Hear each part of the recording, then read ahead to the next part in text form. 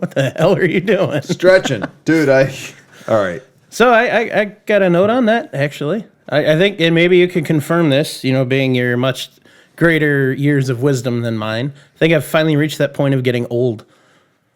So I was out in the garage, in front of the garage all night, working on Pegasus last night. I feel like I got hit by a truck today.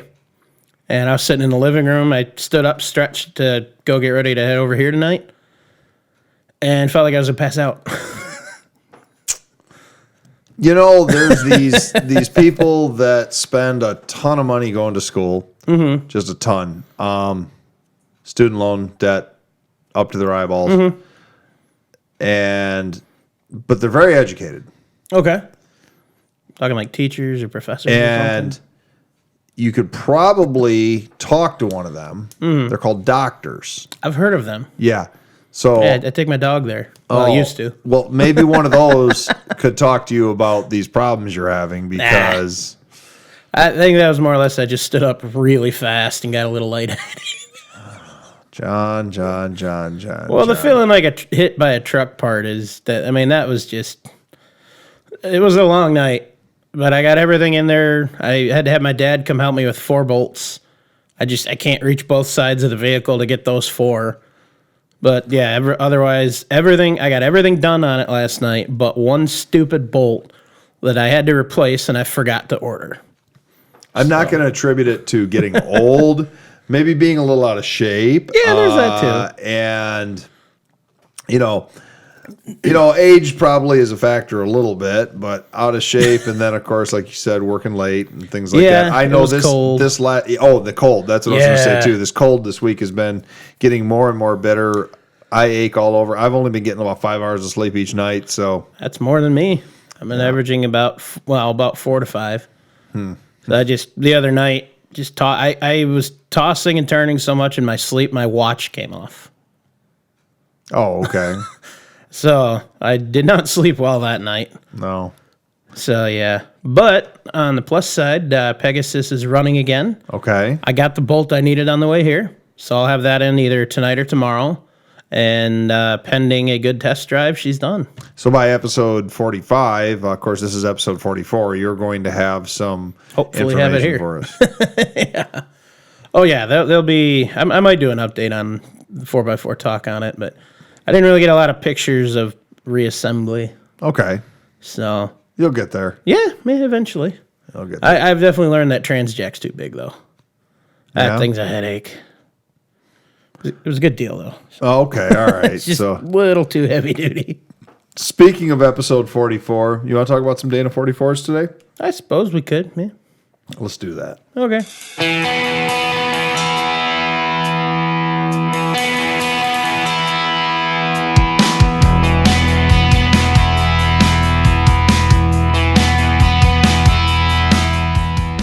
It's time to hit the trail, lock in those hubs, and throw it into low range. Because you are listening to Wheelin with Keith and Johnny Orange, broadcasting from the Thin Line Off-Road Studio. They're here to talk about 4x4s, trucks, and everything to do with enjoying the great outdoors. Buckle up. Here's your hosts, Keith and Johnny Orange. I don't know. Maybe that banter would have worked. I'm not sure, John. That was the most pointless conversation we just had about you clicking in class. Anyways, episode 44 here. We already told our listeners last week that we are going to talk about the Dana 44, which you've been really good at these notes lately. You have probably more notes than you have done for any other thing. I think you might even have any more notes than you did for the international episode. Maybe on that one, but a couple episodes ago I had a lot. Did you?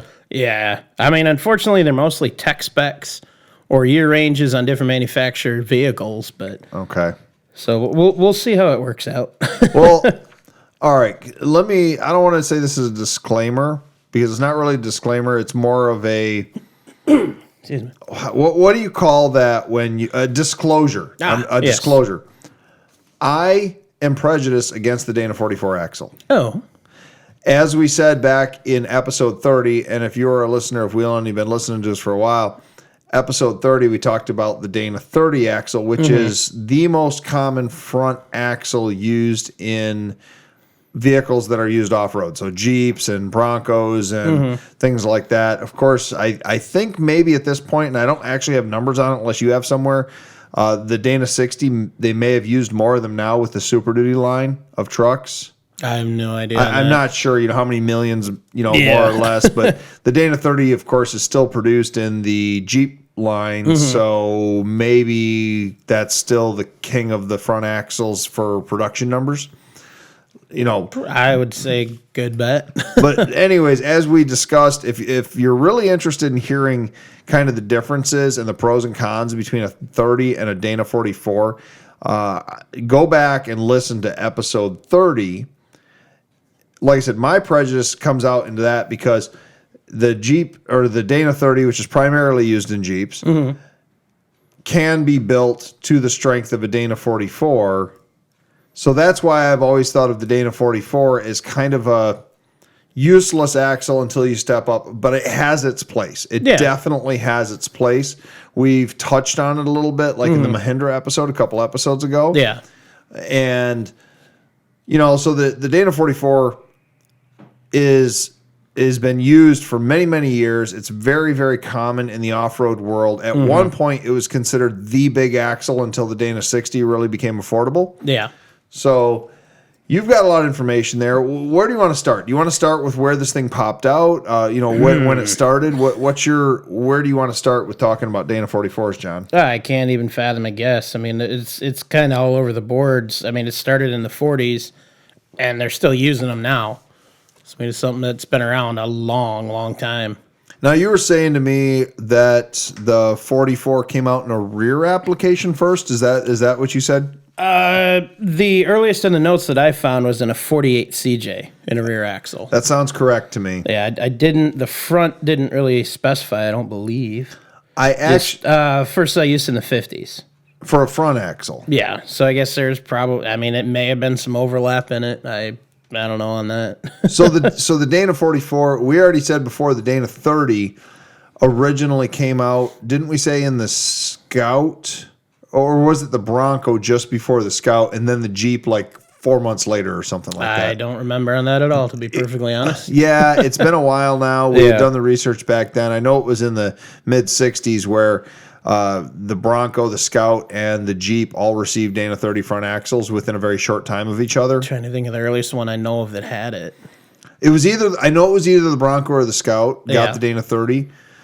And so I guess it might have been the Scout. Yeah. I don't know why, but I want to say it was the Scout. From the International episode. Yeah. We can always make a correction there in the future. Yeah. But going back to talking about that, I thought the Dana 30 would have been prior to the Dana 44, but you're telling me that the Dana 44 in a front axle application predates the Dana 30. You're saying the 50s. According to this, yeah. Well, that's information on the internet. That's not always accurate. Wait, what? You're telling me the internet's not 100% accurate and true all the time? Well, yeah. There's aliens everywhere. We all know that's true. Well, of course. When I watch the X-Files, I know what's out there. Yeah. I do believe. Oh, man. I just got to watch the new episodes. I love it. Anyway. Yeah. So I think you're correct. I think the 44 front was seen in the the factory four-wheel drive Fords that came out around 58 or so. I might double check that on the break because it's starting to bug me now. It's starting to bug you. So we'll look into that. Well, anyways, I'm pretty sure the 44 front came out before the Dana 30. Of course, those early Dana 44 fronts were going to be your closed knuckle, your ball and socket with the drum brakes. Not real desirable stuff for today's off-roader. Yeah. But what you're saying is it has a heritage because the Dana 44 is still in production today, just like the Dana 60 and the Dana 30 are. Yeah. So, it goes way, way back. And I know you've got a ton of notes there. You're kind of looking around. I'm just skimming over see what good information we got up here. Okay. Here's my thing about the Dana 44 then. Well, you're skimming your information. Like I said, I've always thought of it kind of being a middle of the ground axle because the Dana 60 became affordable and it's so much stronger in a stock form than Dana 44. Yeah. But the Dana 44 still is a fairly lightweight front axle. I don't know if you have much, and rear axle. I don't know if you have much on numbers there for like weight ratings or anything like that. Got a torque output. Torque. Well, what are they? What I are gotta they get better at organizing these. That's all right. What are they What are they rated at for a torque? Is it torque shear? Is that what you have them? Momentary output torque in foot-pounds. So that's basically the max torque that you can apply to this. Yeah. This axle. What do you have on the Dana 44? Is it? So I've got it for a low pinion, a high pinion, and then there's the low pinion 8.9 inch. Okay. Which was just kind of an oddball one, I guess. Okay. So the low pinion, you're looking at 3,460 foot-pounds. Okay. The high, you're looking at 4,170.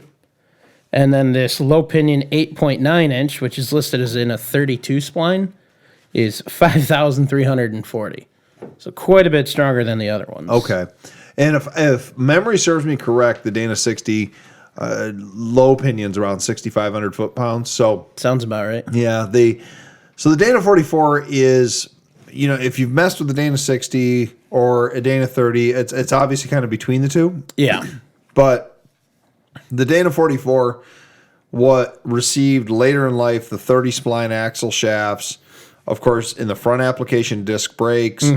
There's a lot of, without getting into confusing about it and sitting there and running down a list and saying it was used in this vehicle, this vehicle, this vehicle, this vehicle. Yeah. I think the point is the Dana 44 has been used in every domestic. Well, has it ever been used in a GM product? Yes. I have a whole page on that somewhere. Right here. Blazers. Oh, yeah, the half-ton K10, trucks. K20. Some 77 K5 Blazers came with it in the front. And then with a 10-bolt. Oh, wow. Some of them had a 10-bolt front axle. I didn't know that. That was later on. That's what replaced the Dana 44 front. Yeah. So the Dana 44 has been used in all of the U.S. domestic vehicles. Oh, yeah. It has been used, big three. It's been used also in Isuzus and Nissan, Mitsubishi, and Jaguar. All, so it's a very versatile axle, platform. Very common swaps in a lot of the off-road vehicles, too. One of the beauties of the Dana 44, at least for, say, a front axle, is that it has, the modern ones has the 30 spline axle shafts, which are essentially the same as a Dana 60 rear in most applications. Okay. So, but it's a smaller ring and pinion. Yeah. So it has better ground clearance in the front, but it still has the axle shaft strength of a rear Dana 60. Yeah. I would imagine it's significantly lighter weight, too. Yes, you save a lot of those 60s are stupid heavy. And with all these different applications that you could get a Dana 44 in, pretty much whatever you're building, whether it's got a driver drop axle, a passenger drop axle, if it's a narrow trail width vehicle, a wide width vehicle, there's a Dana 44 in a factory application. Oh, yeah. And some variant that you can use. Even the wheel bolt pattern. Oh, yeah. They've used probably a dozen different wheel bolt patterns of it. Nice thing, too, it's a lot easier option for front locking hubs. Try to do that on a Dana 30. They make kits to do it, but you're paying through the nose for some of those kits, Correct. The aftermarket ones. This, you can probably pick up this axle for less than half the cost of those kits. Yes. If not cheaper. And then just, a simple swap kit and you're done. Yeah, the older Dana 44s now, like the JK Dana 44s and the newer and the TJ Dana 44s that were in the Rubicons. And Saharas. Those, what's that? And Saharas. Yes. There are options on, I think it was the Sport and the Sahara, there were options. Not as a front axle, for No, as a rear axle. But for the front axle, just commenting on your locking hub thing. Yeah. Once they went to a unit bearing design. Yeah, not so easy. Exactly. That's where you need those aftermarket kits. Yeah. I looked at one once, and it was I mean, it was worth it to get it. It was a good price, but the aftermarket support for some of the parts in it was, I'm not going to do it. And that's where the point that I made before about the Dana 44 is where if you're going to try to build, quote unquote, build an axle, because the parts are very similarly priced, if you're, say, building a Dana 44 versus building a Dana 60, you're better off taking the money that you would have built the Dana 44 and stepped it up and just put it into a stock 60. Yeah. Absolutely. That's kind of my point. But, the Dana 44 has its place. Oh, yeah. Especially in my mind, if you are putting it into something where it's darn near a bolt-in. I know looking at some of your notes, like, for example, the MJ Cherokee. Mm-hmm. Do you remember from your notes the MJ Cherokee, or I'm sorry, I'm saying Cherokee, the MJ Comanche, the Jeep truck? In your notes, it mentioned you could get a Dana 44 rear. Yeah. Yeah, that was common in those and the XJ Cherokees. Well, it's more common in the Comanches than it was. That I didn't know. Yeah, in the Cherokees. And it's still uncommon in both. Yeah. I know it's not common. It was an option that just didn't see a lot of use. I don't remember the exact combo that it came with. But if it was something with a towing package, wasn't it? It was a heavier towing package. Yeah. And I just know there's not a lot out there, and it's oddly an extremely desirable axle. Well, the reason is because it is a direct bolt-in for the Dana 35 C-clip axle, which was kind of a, I don't want to say a garbage axle, but it was garbage axle. Okay, garbage axle. It's a weak axle. Yeah. You could take an MJ or an XJ, Dana 44 rear, and you could put it into your XJ or MJ that didn't have one originally. Yeah. So, nice upgrade there. Absolutely. You can even use that same rear axle to swap into, say, a Ford Ranger or a Bronco 2 because the width is the same and the bolt pattern's the same. The wheel bolt pattern. Isn't it a spring under, spring over thing, though, with those? Well, there is. So, like, the MJ has a spring over, if I remember that correct. And the XJ should both be, yeah. Okay. One spring over, one spring under. Yeah. So what's the XJ? Is the XJ spring over in the rear? I'll be honest, I don't remember because we made it that on mine, but I don't remember if we had to do that or not. Okay. 'Cause I remember dragging an axle over springs.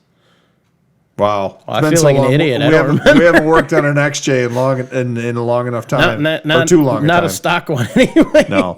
But, it's even just straight changing some spring purchase. Yeah, that's the nice thing with the leaf springs. It's so easy to swap them. Yeah. You've got two perches and shock mounts, so you got to figure out. And half the time you can incorporate those with your U-bolt plates. Yep. It's amazing. I love it. They're so simple to do. So basically what we're saying in that platform, it makes sense to bolt one in. Absolutely. Same thing with the early Broncos. Yeah. The first half of the early Broncos had a Dana 30 front axle. Mm-hmm. You can take a later Bronco Dana 44 front axle, and it's a direct bolt-in to replace the Dana 30 drum brake front axle. Nice. So, here, does it make sense to put a Dana 60? Maybe if you're going a hardcore wheeling at that point, sure. But if you're doing a, just a stock build and you want to upgrade your brakes, a little bit, bigger tires, but you still want it street friendly. Direct bolt-in. Yeah, and if it's a little bit of a budget thing, I mean, you can probably get those a little cheaper than a Dana 60, I would think. So. Absolutely.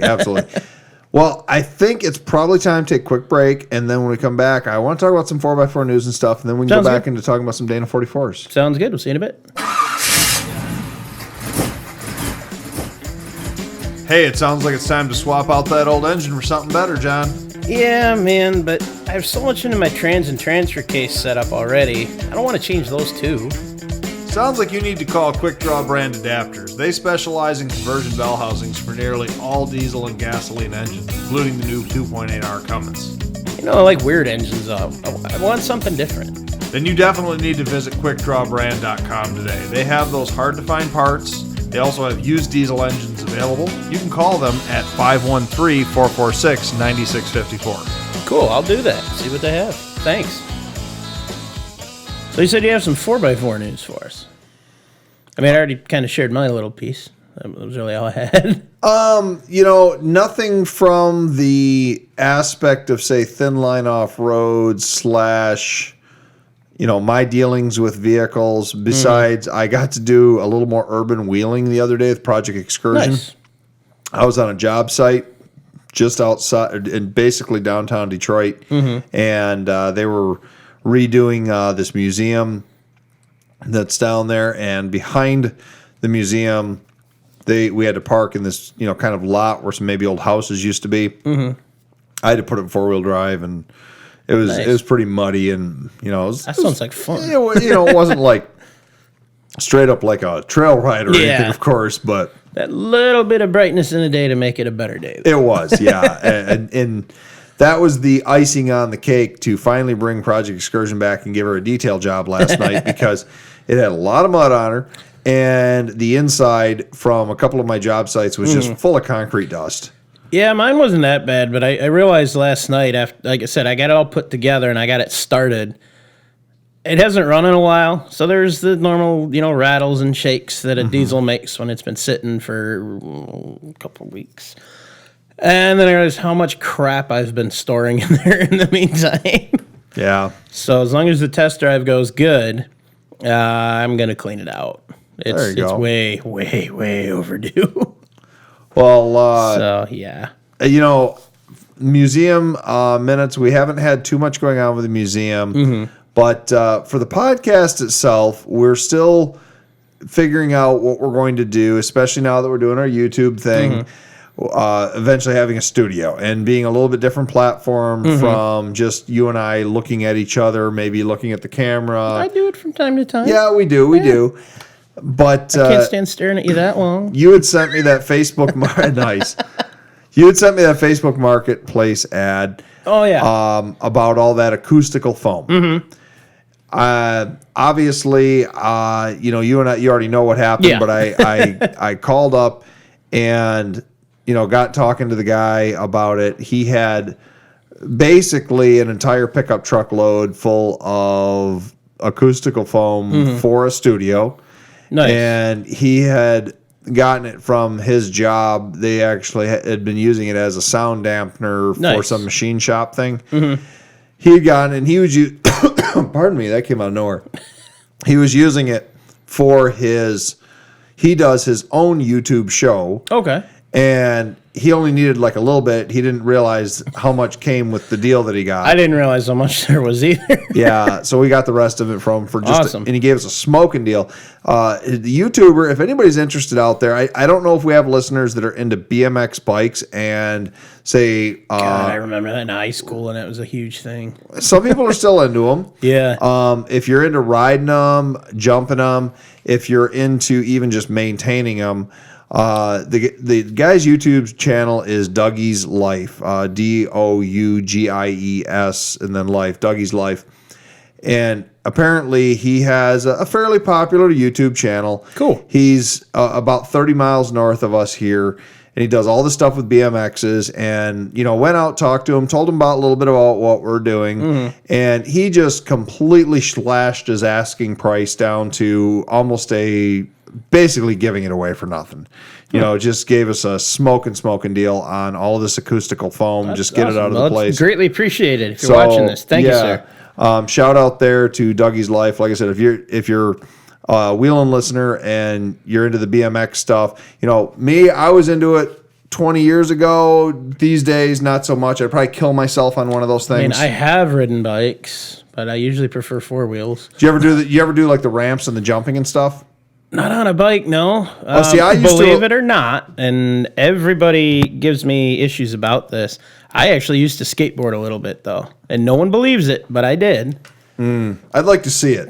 I can't. I'm not even going to try anything anymore. Oh, come on. Can we do like a fundraiser for the museum where Johnny Orange is going to like skateboard or something? Depends. You going to have EMS there? Because we're probably going to need it. Well, wait a minute. Maybe we could do like this. We could have like Dougie from Dougie's Life. We could have Dougie and you. Like, you could skateboard. You could be. We have you guys race or something. Well, the last Get into time, the tubes or something? The last time I did it, my cousin and I were at a skate park, and my board has a crack through half the tail. Oh. So I'd have to put some money into some new stuff. Dude, I and got a whole box of drywall screws out in the truck. We can just start screwing that thing together. Some tape. I don't know if that's going to work, man. Oh, all right. Besides, that's got to carry me. We're going to need some heavy-duty wood. Okay, all right. So In a couple years, maybe, when some of this is gone. No racing Mr. Dougie right now. Not yet. No. All right. No, that would be a very bad idea. Anyways, back to our topic on hand. Well, while we're off topic, I want to bring this up. What's that? So none of these folks out there identified your tattoo. They did not yet. No, we didn't have that. And, of course, we didn't put an end to the challenge, but typically our rules have always been that if nobody comes up with it by the time the next episode airs, that, Well, I know we forgot to mention it from 1 or 2 episodes, so why don't we show them one more time, give them one more week? You want me to do this shirtless thing again? No. Oh, God, no. Oh, no. all right. No, I want to keep my dinner down. So, all right, we're gonna do this. I am going to show a tattoo. Hopefully, the YouTube listeners here can see it. Okay. And once again, that tattoo comes from, or we want to know where. I was right. I started. What book it's from? Did we tell them last time? Yeah. Okay. Well, it comes from a book, and what's the significance out there? If you know what that symbol came from, go to 4x4 Talk. That was the challenge, right? Mm-hmm. Go to 4x4 Talk, post up, say Keith's tattoo came from this. Yep. And we're going to send you a t-shirt and a couple of decals is what we said. Yep. So, which actually I got to talk to producer Andrew. Just today, I went digging around looking for some more museum decals, and I think I might be out or running really low, so we might need some. I've got a couple floating around at home if you need them. I still have some Wheelin decals, and I don't know how I ran out of, but I know I gave some to some museum patrons, so and maybe that's why. But I'm running low on the museum ones for sure. Yeah. But we'll send them out anyways. And we'll send out some decals. But yeah, that's a neat challenge. That's why you wanted to bring that up. I thought you wanted me to tell people what it was. Oh, no. I'm going to figure give them one extra week because we didn't mention it to remind them last time. Speaking of our episodes and the podcast itself, I've had a request. I don't know if it's something, it might be right up your alley too. I mean, I know you're kind of like a Jeep / Chrysler guy, but I know you also like Chevy products. Yeah, a little bit. And we've had basically a request. We had done one of our This Day in Off-Road History posts through the museum. And we had 2 different people that reached out to us and said that we should do a history episode of the 73 to 87 square body Chevy trucks. That'd be interesting. It is the longest running unchanged platform of pickup truck in the United States. Where they ran basically the exact same truck because they technically ran it through 93 in the commercial cabin chassis. Okay. So 73 to 90, you're talking 20 years of an unchanged body there, where you can interchange doors and all sorts of stuff. That's nice. And they just made millions of those, and there's still millions of them on the road. Nice. So, I don't know if that's something you might be interested in doing or not. Yeah, we can do it. If there's, maybe the next episode, maybe not. But if somebody's listening and they think that we really need to talk about those square body Chevys, I happen to know a ton about them.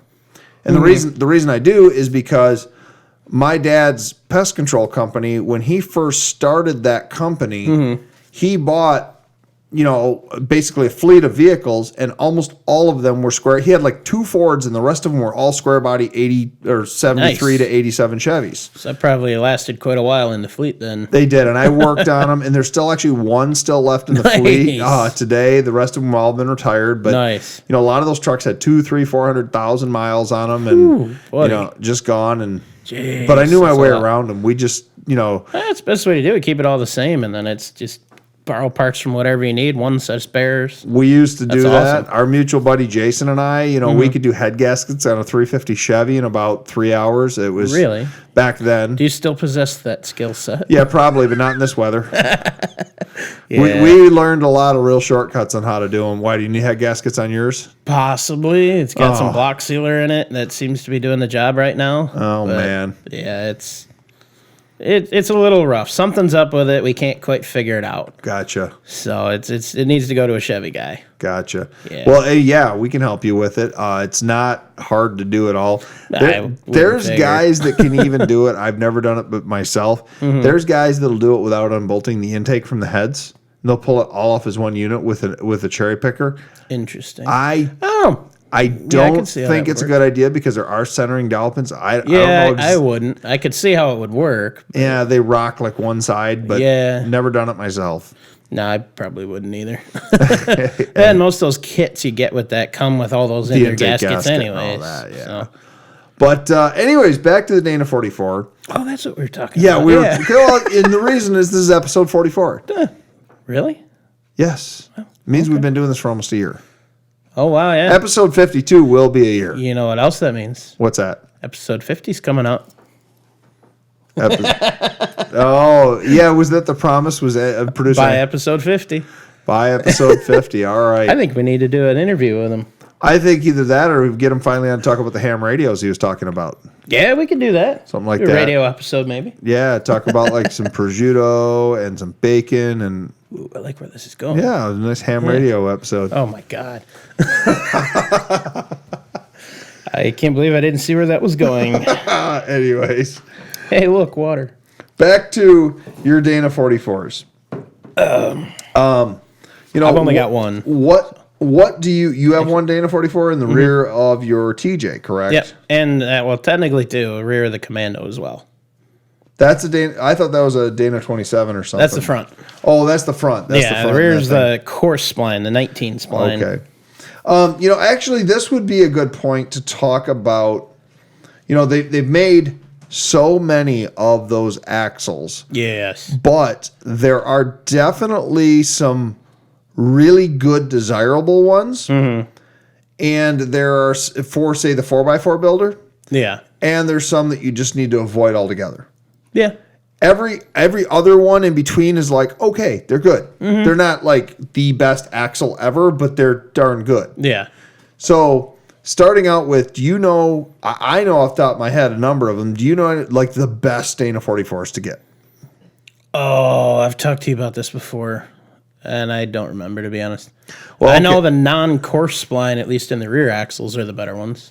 So yeah, in a rear axle application, you probably would want to be looking for something with 30 spline shafts and, not the old course spline. Yeah.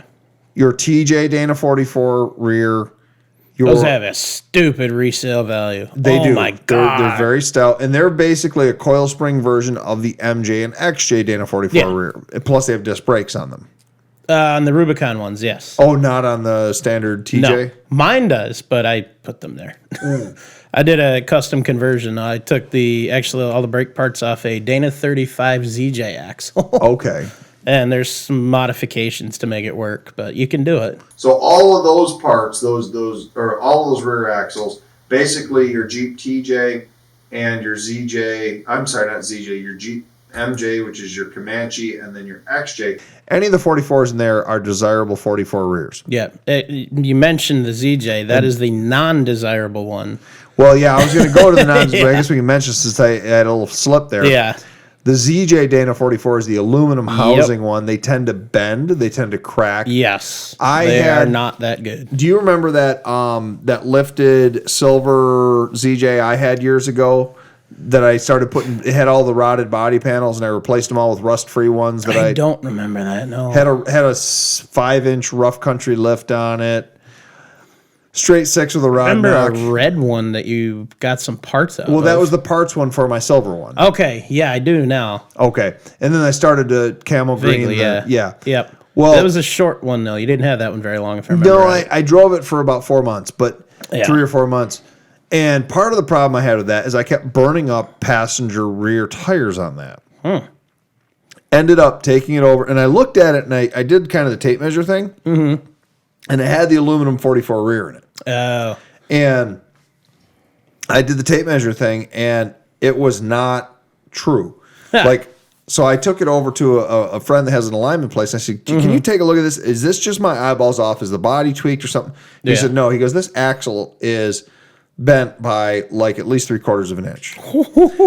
And so I talked to him. I said, there's no vibration. I said, I'm going to have to go get a junkyard axle. And he said, you're going to have to be careful because we've ran into this before. He said he had a customer that had come into his shop and with the same issue that I had. And he said the guy brought him 5 different rear axles before he found one that was straight. He said he would never do it again. And he's the one that turned me on to. He said, there is a kit that you can buy, a weld-on kit, to put a Ford 8.8 in the Ford 8.8 in the rear. I remember you had that kit for a while. Yeah, so I bought you had the 8.8. That's the one that I have in the XJ now. Well, yeah, so I bought the kit. I got the 8.8 out of the Explorer to put in the ZJ, and then that's when the ZJ developed a rod knock, and I said, I'm not putting an engine in this thing too. I do remember more of that now. Yeah, so I got rid of the whole thing. But that was my personal woes with the only ZJ I've ever owned in my entire life. I've owned one. I drove it about half a mile from my neighbor's house to my backyard and parted it out. Well, it's a technical guy too. I had the red parts one, and then I had the silver one I drove. I have the front drive shaft and the front tie rod from that still. Oh, okay. So, all right. That's in Project XJ. There you go. So that is actually probably one of the worst applications for the rear Dana 44. Yeah, and I think that's the only aluminum one too, if I'm not mistaken. It is. I believe it is. You also want to avoid the early rear Dana 44s unless you're doing a vehicle-specific restoration or something like that. The rear Dana 44s are just... one that was like offset by like an inch or something, wasn't it? It depends on some of them several inches, some of them an inch. But going back to the front axles of the Dana 44... if you're doing like a build for, say, a rock crawler or something like that, and you're not looking for a direct bolt in, the most desirable is the Ford high pinion Dana 44 that has true lockout hubs on it. Yeah. Now, that was available in both the 5-on-5.5 wheel pattern in the F-150s. That's what I need to find. And the 8-on-6.5 wheel pattern in the F-250s. Yeah. But, word of caution there. Wait, Dana 44 and an F-250? Correct, in the 3/4 ton. So, word of caution there, though. In the 150s, so the 250s were all leaf springs. The 8 lug ones were all leaf spring. In the 150s and in the Broncos of the 79 and older era, they had the cast-in radius arms for the suspension. They were coil spring. 78 and 79. Those axles there are really good if you're swapping to another 78 or 79, or if you're not trying to narrow the axle or do anything funny with it. If you're looking for something to swap in, you want to look for a late 76 to 77 Dana 44 front, because those don't have those big cast C's on them. Welded wedges. They're welded wedges. You can cut them off. That's what I've encountered in my search for parts for the Commando. Yeah, so it's a year and a half only. Year and a half only. Yeah. And that's like one of your best ones. And like I said, I was close. I I found them, and unfortunately they were kind of buried in the dirt. And guy gave me a heck of a price, so I started researching them. Went back and dug one side of it out, and it was cast. It's the big cast C's. Yeah. Bummer. Well, I still want to talk about this because I still think there's some pros and cons, but let's take a quick break. Sounds good. I got to fix this mic. It keeps dropping on. All right. Sounds good, buddy. The following is a public health alert from ABC Home and Commercial Services regarding bats. Bat guano contains airborne viruses and fungi that are spread throughout the home through heating and cooling air circulation. If inhaled, it can infect your respiratory system and cause anything from flu-like symptoms up to and including death. Bats can also soil your insulation, causing thousands of dollars in replacement cost.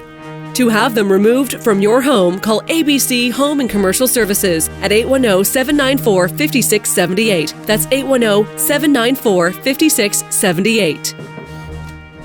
It's good water. Well, I'm glad to hear that. Yes. It's cold. It's refreshing. Tasty.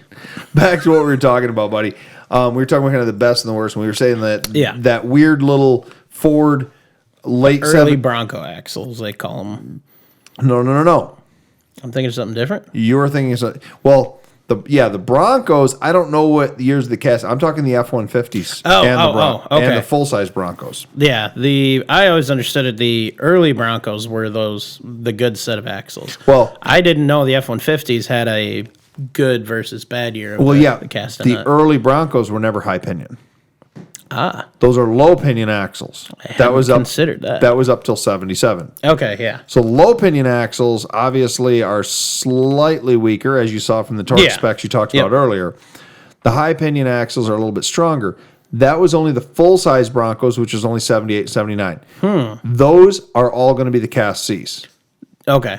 And the 78, 79 F-150 is going to be the same thing, unless it's the rare extended cab F-150 that has leaf springs and 5-lug. Those front axles are worth $600 or $700 if you find one. I had one years ago. I had the whole truck, obviously. Yeah. I wonder how that would match up with the Commando. A little too wide. Bummer. You could narrow it, but but if you're looking for a full width front axle that doesn't have the cast Cs, that's where I was talking about. You have to look at the late 76 or 77 axle only. Yeah.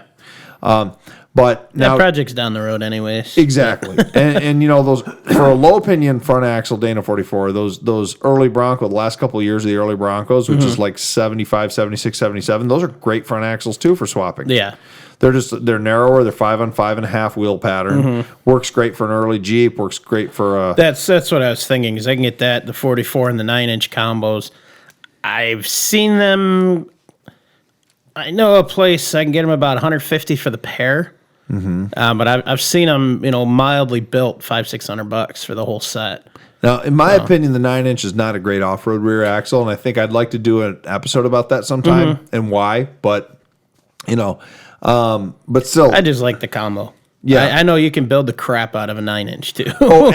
Absolutely. You're just giving up drive shaft clearance and a few things with it. Yeah. So, but I know that we're kind of running a little bit low on time, so I'd like to kind of go back to with the 44 front, some of the front axle ones you want to avoid, or let's continue with the good ones. Another good one would be any of the Rubicon 44 fronts. Oh yeah. Or even now, as we discovered a couple episodes ago, the Mahindra 44 fronts. Now, the Mahindra... That set's still available, by the way. The Mahindra did not automatically come with a locker in the front, but the Rubicons did. Yes. TJ Rubicons had an air locker. JK Rubicons had an electric locker. Yeah.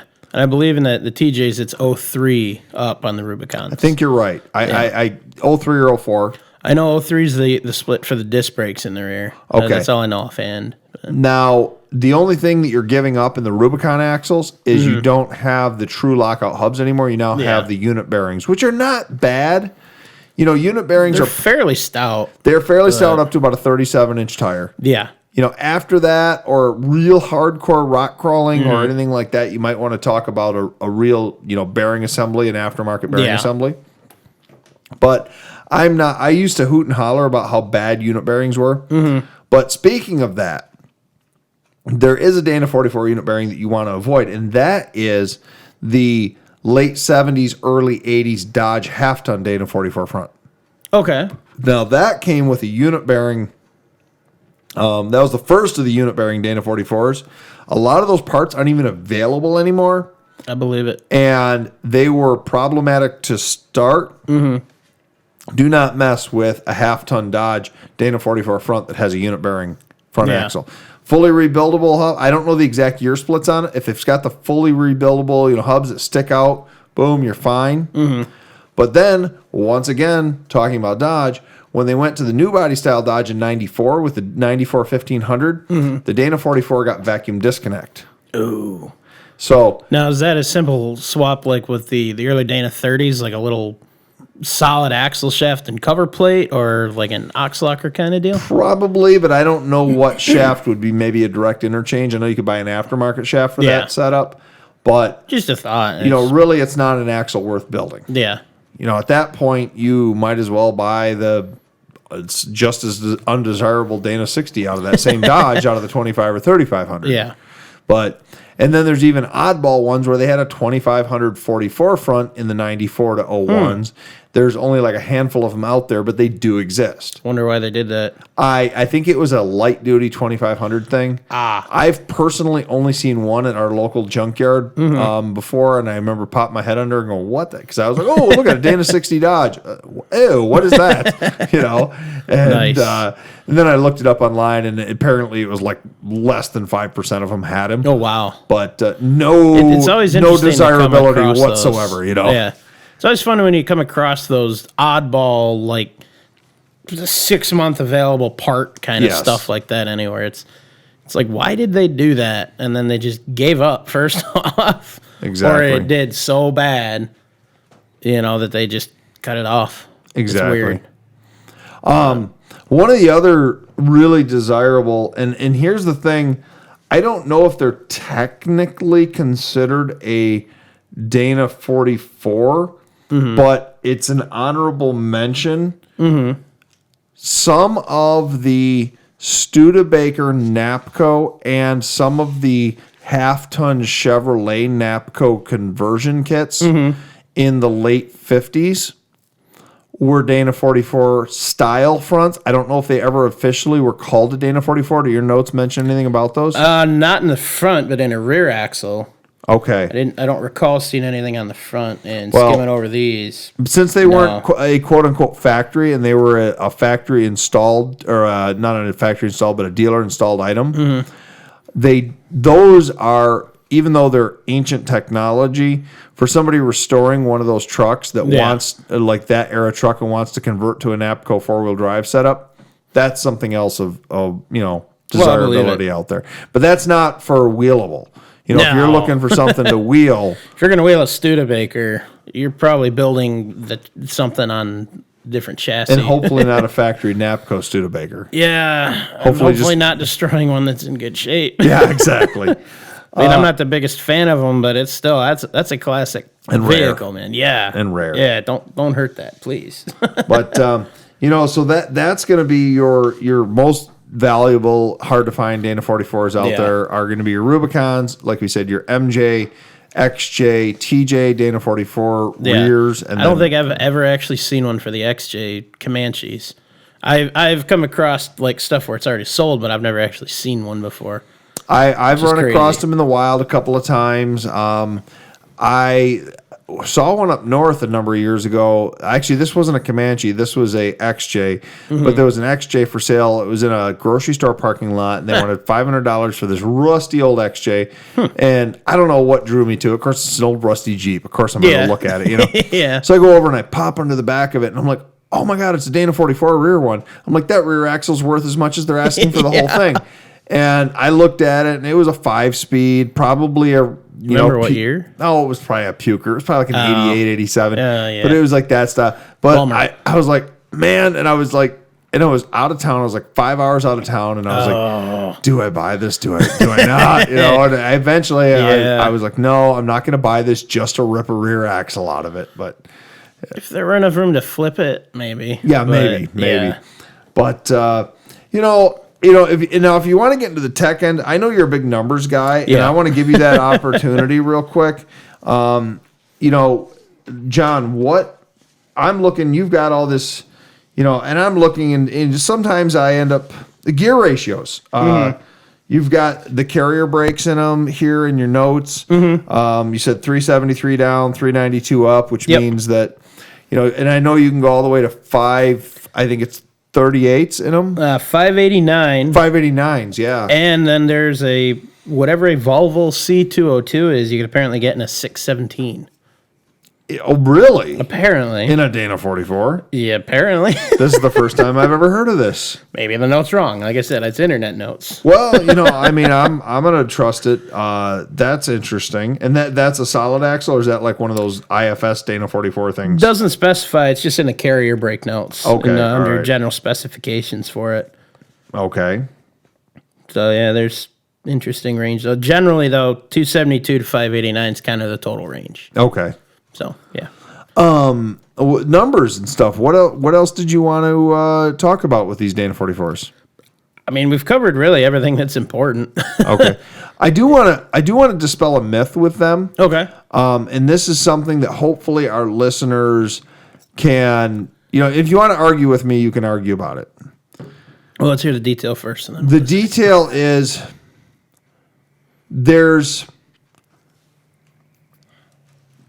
I want to say that I'm trying to think of the best way to say this. People try to call certain versions of the Dana 44 an HD Dana 44. Okay. Now, that has been used as nomenclature in maybe pamphlets for sales, things like that. The reality of it is there's not a lot that's really that HD / heavy duty about certain versions of the Dana 44. There are a couple of versions of the Dana 44 that did have heavier, thicker tubes. Now, that would be a heavier load rating axle. It does not mean it's stronger for off-road capability. Yeah. It still would have the 30 at max size, the 30 spline axle shafts. So, somebody, if you've got a true, and I know that was available in some of the Fords early on, maybe some Dodges. If you've got that thick tube Dana 44, that doesn't mean that is going to take a bigger load, a big block, built big block, or a Cummins diesel swap into it. It still has the same torque rating. You're still looking at the same size guts. It's just the outside's a little bigger. And the only reason that the tubes are thicker is for the weight carrying capacity, which means you can put a bigger plow on the front of it. You can put a bigger winch on the front of it. It doesn't mean that it's stronger physically from braking.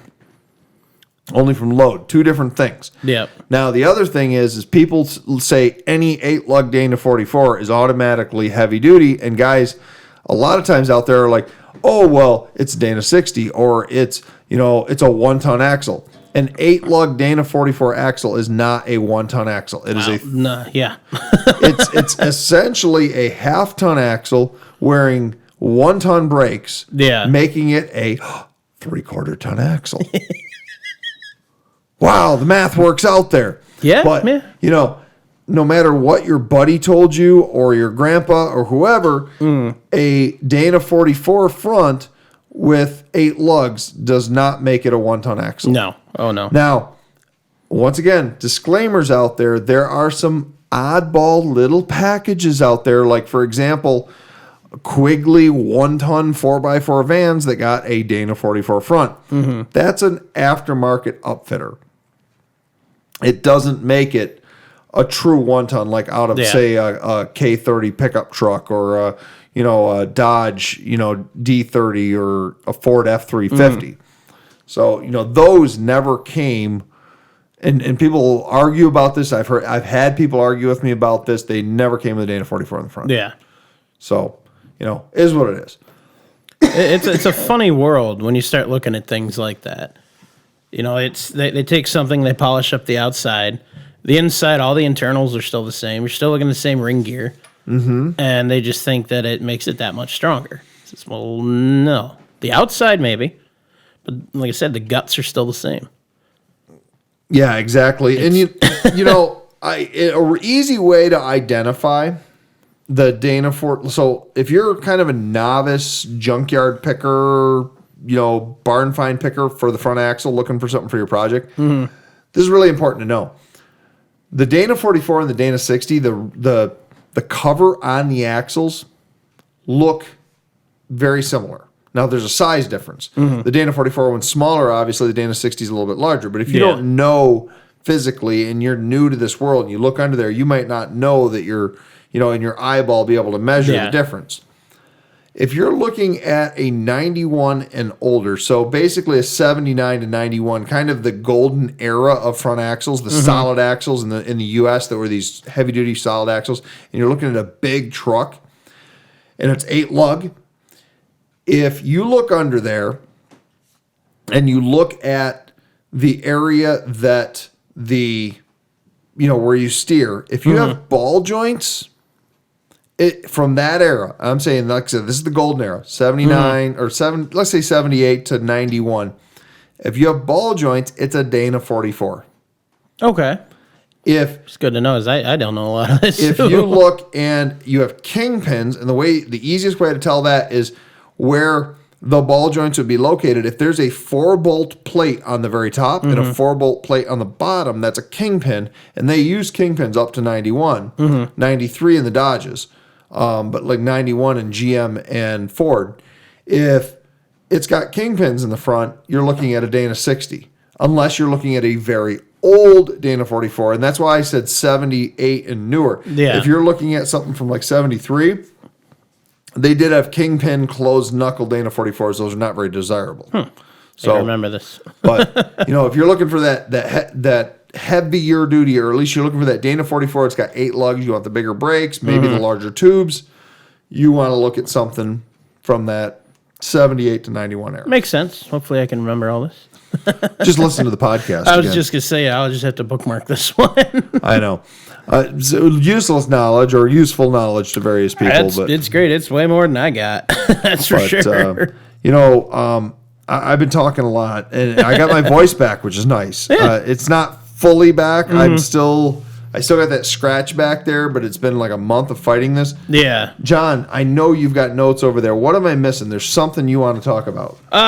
No, I just not really a whole lot. A couple honorable mentions as far as the evolution of the axles, and I think you got one of the pages. So the predecessor was the Dana 41, and it just, the difference was that the ring gear was an inch smaller. They upgraded really? from there. Okay. Yeah, I never even knew about a 41. Heard of them? Didn't know what they were. Yeah, I didn't either. And then find the page here. This one we discussed briefly was the Dana 45. Was that on this page? Now, that's something I've never heard of before until I saw your notes. Yeah. I lost where that page was now. Oh, there it is. So the Dana 45 introduced in the 50s, kind of geared as an upgraded axle to the 44 with 20 spline axle shafts.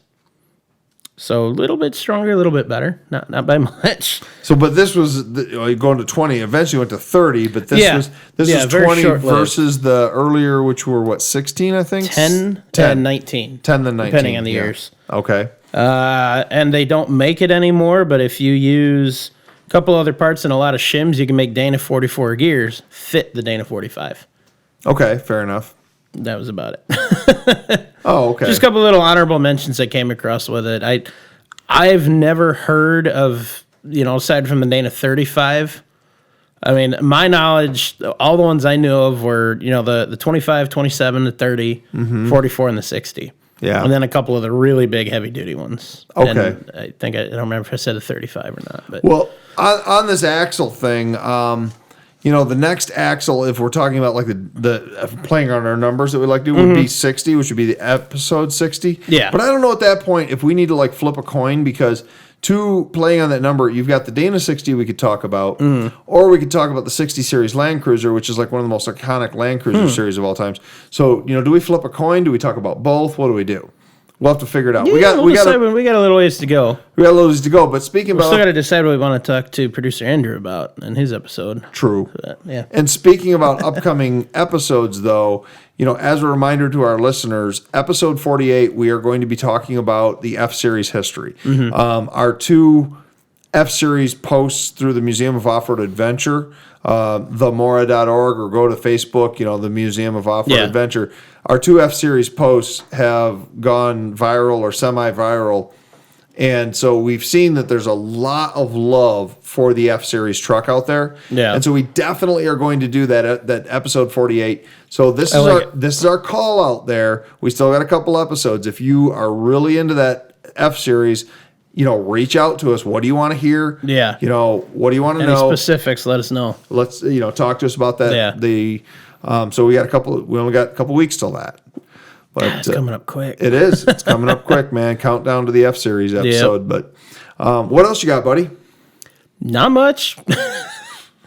Well, Not much. We pretty much nailed everything that I had, or even thought it to bring up. So. Yeah, no, it's good. Well, hopefully this has been a helpful episode to somebody. To me, it absolutely has. Getting into the Jeeps, getting into, whatever. I guess just before we do our sign off here, we did not talk about who would consider a Dana 44 axle. Okay. And I think we need to do that.